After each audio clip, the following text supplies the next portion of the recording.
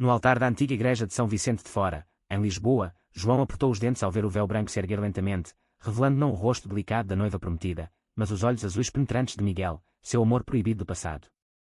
O choque paralisou a congregação, com sussurros e quando como um vendaval, enquanto o pai de João, patriarca da família Oliveira, empalidecia ao perceber que o acordo comercial com os rivais santos havia sido sabotado por uma troca impensável. Em vez de unir fortunas através de um casamento heteronormativo, a cerimônia expunha agora uma verdade enterrada, forçando João a confrontar não só o escândalo iminente, mas o renascimento de um sentimento que ele jurara sepultar para sempre. João sentiu o mundo girar ao seu redor. Aos 28 anos, ele havia aceitado o casamento arranjado com Ana Santos como um sacrifício necessário. A família Oliveira, donos de uma das maiores vinícolas do Douro, enfrentava a falência iminente devido a dívidas acumuladas por anos de má gestão. O pai, Manuel Oliveira, um homem rígido e conservador, via no enlace com os Santos, uma família de importadores de vinho em ascensão, a salvação. É pelo bem da família, filho. Sacrifícios se fazem pelos que amamos, dissera Manuel, ignorando o vazio nos olhos de João. Mas agora, ali estava Miguel, o homem que João amara secretamente na universidade, o mesmo que ele abandonara anos atrás por medo das repercussões sociais e familiares. Miguel, com 26 anos, sustentava o olhar de João com uma mistura de determinação e dor. Ele vestia o traje tradicional da noiva, adaptado de forma sutil para disfarçar sua identidade masculina até o momento da revelação. Como isso havia acontecido? João remexeu na memória. O acordo fora selado às pressas, com Ana Santos, a filha única dos rivais, sendo a peça central. Mas Ana, segundo os rumores, era reclusa, raramente vista em eventos sociais. Ninguém questionara a insistência dos Santos em uma cerimônia íntima, com véu cobrindo o rosto até os votos. Agora, tudo fazia sentido, uma armadilha elaborada, talvez por vingança ou por um plano maior que João ainda não compreendia. A congregação murmurava, e o padre, confuso, hesitava com o livro de orações na mão. Manuel Oliveira levantou-se bruscamente, o rosto vermelho de fúria. "O que é isso?" "Uma piada de mau gosto", gritou ele, avançando pelo corredor central. João, ainda atordoado, agarrou o braço de Miguel. "Por quê?" "Porque você faria isso?", sussurrou, a voz rouca de emoção. Miguel, com os lábios tremendo, respondeu baixinho, "Porque eu não podia deixar você se destruir por eles.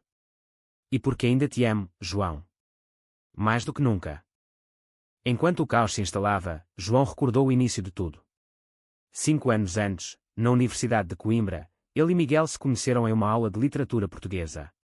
João, herdeiro de uma família tradicional, escondia sua orientação sexual como um segredo mortal. Miguel, vindo de uma família mais liberal de Porto, era aberto sobre si mesmo, mas respeitava o medo de João. Seu romance floresceu em noites roubadas, passeios pelo rio Mondego, promessas sussurradas sob as estrelas. Mas quando Manuel descobriu uma mensagem no telefone de João, o inferno desabou. "Você não vai envergonhar esta família. Termine isso ou perca tudo", ameaçara o pai. João, covarde na época, escolheu o caminho fácil, terminou com Miguel em uma ligação fria, bloqueando-o de sua vida. Agora, anos depois, Miguel reaparecia como um fantasma vingador. Mas seria vingança? João duvidava. Nos olhos de Miguel, via não ódio, mas uma súplica desesperada. Os Santos, ao que parecia, haviam conspirado com Miguel. Ana, a verdadeira noiva, era na verdade prima de Miguel, e a família, sabendo do passado dos dois, usara isso para forçar uma aliança diferente.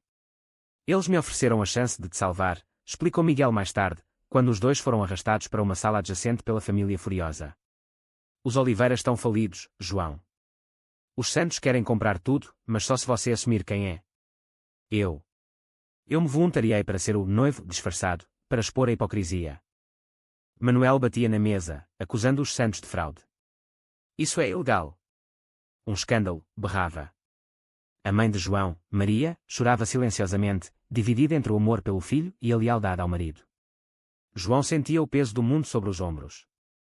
Aceitar Miguel significava abraçar sua identidade, mas perder o respeito da sociedade conservadora portuguesa, onde o casamento gay era legal, mas ainda estigmatizado em círculos tradicionais. Rejeitá-lo agora seria trair a si mesmo novamente, mas salvar a fachada familiar. Enquanto as discussões acaloradas prosseguiam, João e Miguel trocaram olhares carregados de história. "Eu nunca parei de te amar", confessou Miguel. "Mas você me deixou sem explicação." "Doeu, João. Doeu como nada mais." João baixou a cabeça, envergonhado. "Eu era fraco. Medo do pai, da família. Mas ver você aqui me faz questionar tudo.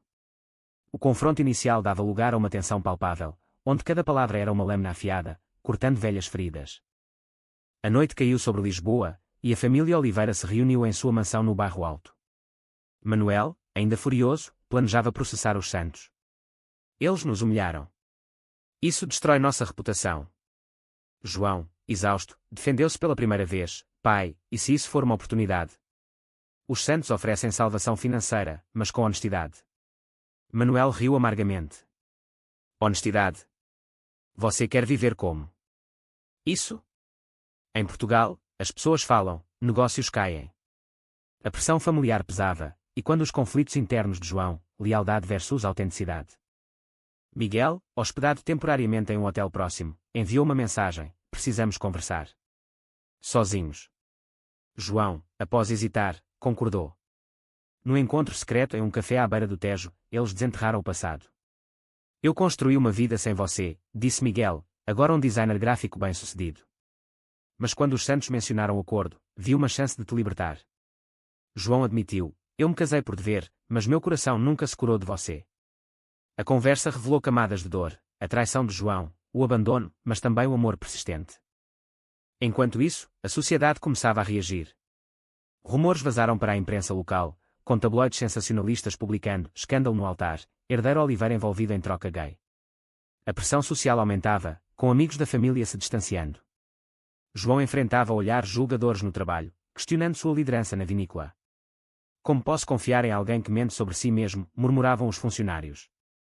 O conflito interno de João se intensificava. Noites insones, ele debatia: seguir o coração ou o dever. Miguel representava liberdade, mas também risco. E se perdermos tudo, pensou João. Mas ignorar Miguel seria repetir o erro do passado, pagando com uma vida vazia. Os dias seguintes ao escândalo foram um turbilhão de confrontos familiares. Manuel Oliveira convocou uma reunião de emergência na sede da vinícola no Douro, onde as videiras se estendiam como veias pulsantes da terra portuguesa. João viajou de carro, o coração apertado, sabendo que ali seria julgado não só pelo pai, mas pelos tios e primos que dependiam do negócio familiar. Você trouxe desonra para nós, acusou o tio Alberto, um homem de 60 anos com mãos calejadas pelo trabalho nas vinhas. Os clientes conservadores vão boicotar nossos vinhos se isso se espalhar. João defendeu-se com voz firme, pela primeira vez desafiando a hierarquia: e se eu assumir? Portugal mudou. O casamento gay é lei desde 2010. Talvez atraia novos mercados, mais progressistas. Manuel bufou: sonhos tolos. Nossa base é tradicional, católica. Você pensa como um garoto, não como um homem. A discussão escalou, revelando rachaduras profundas na família. Maria, a mãe, interveio timidamente: Manuel, nosso filho merece felicidade. Lembra como sofremos quando perdemos o avô por segredos semelhantes? Mas Manuel silenciou-a, mantendo o controle patriarcal. Enquanto isso, Miguel lidava com suas próprias batalhas. Sua família, os Santos, celebrava a jogada como uma vitória estratégica. Expusemos a fraqueza dos Oliveira, disse o pai de Miguel, Carlos Santos, um empresário astuto. Agora, eles aceitam nossos termos ou afundam. Miguel, porém, sentia o peso da manipulação. Eu não fiz isso por negócios, pai. Fiz por amor. Carlos riu: amor. Isso é fraqueza. Uso para fechar o acordo. Miguel questionava sua escolha. Ao se disfarçar de noiva, ele expusera João, mas e se isso o destruísse em vez de salvá-lo? João e Miguel se encontraram novamente, desta vez em Sintra, entre os palácios encantados que pareciam ecoar suas turbulências internas. Caminhando pelos jardins do Palácio da Pena, eles debateram o futuro. Você me forçou a encarar a verdade, admitiu João. Mas o preço? Minha família pode me deserdar. Miguel tocou sua mão: e se lutarmos juntos? Eu tenho contatos em mercados internacionais. Podemos modernizar a vinícola. A conversa revelava Mauta Nossé: Miguel trairá confiança ao se infiltrar no casamento, mas por um bem maior. João sentia raiva misturada à gratidão. De volta a Lisboa, a pressão social intensificava. Amigos de infância de João o evitavam, e uma prima distante postou nas redes sociais: que vergonha para os Oliveira. Isso não é Portugal. João enfrentava o estigma diário, questionando se valia a pena. Em uma noite chuvosa, ele confrontou o pai sozinho. Pai, eu sou gay. Sempre fui. Miguel me mostrou que esconder não é viver. Manuel, pela primeira vez vulnerável, confessou: eu sei, filho. Mas o mundo é cruel. Eu te protegi da forma que pude. A revelação abalou João. O pai sabia, mas escolhera ignorar por medo. Miguel, por sua vez, lidava com traição interna. Sua prima Ana, a noiva original, sentia-se usada. Você me substituiu como se eu fosse nada, acusou ela. Miguel defendeu, foi para expor a hipocrisia. Os arranjos como esse são arcaicos. Mas Ana retrucou: e você? Usando amor como arma. Isso é ético. Miguel duvidava de si mesmo, pagando o preço emocional da decisão. O enredo se complicava quando um repórter investigativo contatou João, ameaçando publicar detalhes íntimos do passado com Miguel. Paga ou exponho tudo, chantageou. João, em pânico, confidenciou a Miguel. Juntos, eles decidiram enfrentar: vamos à polícia. Não mais segredos. A ação os unia, mas aumentava o risco. A família Oliveira, sabendo da chantagem, dividia-se, alguns apoiavam João, outros o culpavam. Em meio ao caos, João refletia sobre as escolhas erradas. Abandonar Miguel anos atrás fora covardia, custando anos de solidão. Agora, reconectar-se exigia coragem, mas o custo era alto, perda de herança, talvez. Miguel, similarmente, questionava: sua intervenção salvara ou destruíra? A tensão culminava em uma reunião entre as famílias Oliveira e Santos. No Hotel Ritz em Lisboa, eles negociavam.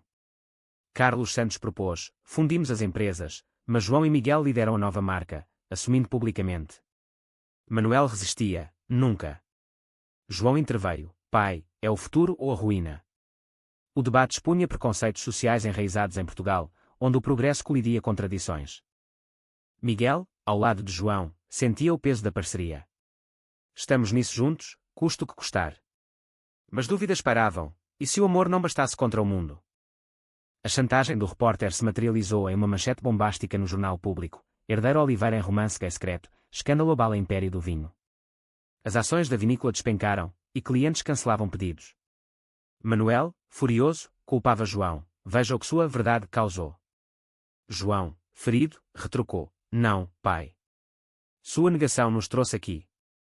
O confronto familiar escalava para um rompimento. Manuel ameaçava deserdar João, forçando-o a escolher entre família e amor. Miguel, apoiando João, enfrentava sua própria família. Carlos Santos via o escândalo como oportunidade: usa publicidade. Marcas progressistas vendem mais. Mas Miguel recusava: não sou ferramenta de marketing. Isso é minha vida. A discussão revelava o cinismo dos Santos, priorizando lucro sobre emoções. Miguel questionava sua lealdade: trair João novamente por negócios. Em uma viagem ao Porto, João e Miguel buscavam refúgio. Caminhando pela ribeira, eles reconectavam intimamente, sem toques físicos, mas com conversas profundas. Eu me sinto traído pela minha própria identidade, confessou João. Sociedade me força a esconder. Miguel compartilhava: eu lutei por aceitação, mas ver você sofrer me destrói. A jornada destacava danos psicológicos, depressão latente de João, ansiedade de Miguel. De volta, a pressão social atingia o pico. Um grupo conservador organizou protestos fora da vinícola, com cartazes: protejam a família tradicional. João, enfrentando-os, discursou: amor não ameaça famílias. Preconceito sim. A coragem ganhava aliados inesperados, funcionários gays saíam do armário em solidariedade. Mas traições surgiam. Um primo de João, invejoso, vazava documentos financeiros para os Santos, acelerando a aquisição hostil. Descobrindo, João confrontava: por quê? Por ganância. O primo admitia: você não merece herdar. É uma aberração. A ferida cortava fundo, expondo inveja familiar enraizada em homofobia. Miguel, paralelamente, descobria que sua intervenção inicial fora manipulada por Carlos, que sabia do passado e usara Miguel como peão. Você me usou, acusou Miguel. Carlos encolheu os ombros: negócios são assim. Agora, feche o acordo. Miguel, traído, decidia romper laços familiares, pagando com isolamento. O casal enfrentava uma escolha crucial: prosseguir com a fusão sob termos honestos ou lutar independentemente. Em uma reunião tensa, João propôs a Manuel: aceite-nos ou perca tudo. Manuel, abalado por uma crise de saúde, um ataque cardíaco leve, começava a ceder: talvez eu esteja errado. Mas o preço. A narrativa construía para o clímax, com João e Miguel navegando dilemas éticos: perdoar traições. Priorizar amor sobre dever. Sociedade portuguesa, com sua mistura de progresso e conservadorismo, servia de pano de fundo, destacando lutas reais da comunidade LGBT. O ataque cardíaco de Manuel forçou uma pausa nas hostilidades. No Hospital de São João no Porto, a família se reunia, expondo vulnerabilidades.